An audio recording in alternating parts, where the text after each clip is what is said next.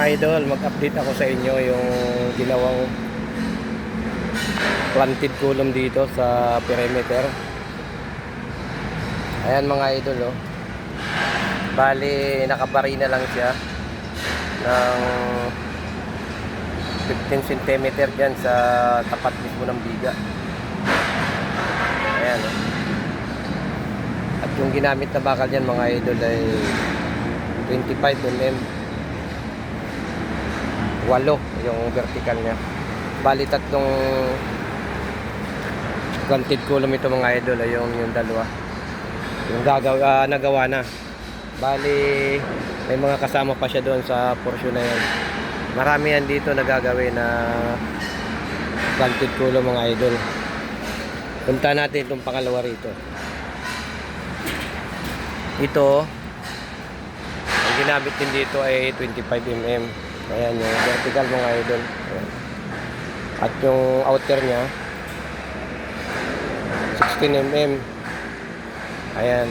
At meron din siya sa gitna na inertize na maliit dahil yung vertical ay 8 piraso yan. Apat-apat, kabila apat din. Dito na nilagay sa may perimeter, katabi ng precast. Dahil nga sa mataas yung precast, ay magkakaroon sila dito siguro ng hahawakan nito mga precast na to na ini-install.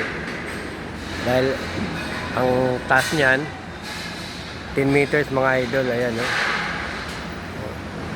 Napakataas. Ang purpose siguro dito para may hawakan niyang precast na yan na pinakabit, yung precast wall. Kasi ang wall nito puro precast mga idol, puro cladding na precast. Ayan. Ang spacing nga pala nito mga idol, ang fabricated o planted column natin ay 10 cm. Palagay ko matibay na rin ito dahil malalaki naman yung bakal at diretso ito doon sa taas. Kaya may comment section dyan mga idol, pwede kayo mag-comment kung may tibay ba talaga ang planted column na ganito, lalo na at mataas.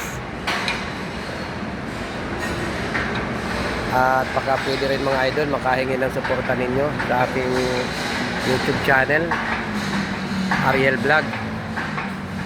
At ganun din sa aking Facebook page mga idol. Pa-follow naman mga idol, pa-support. Malaking utang na loob ko sa inyo mga idol. Maraming salamat.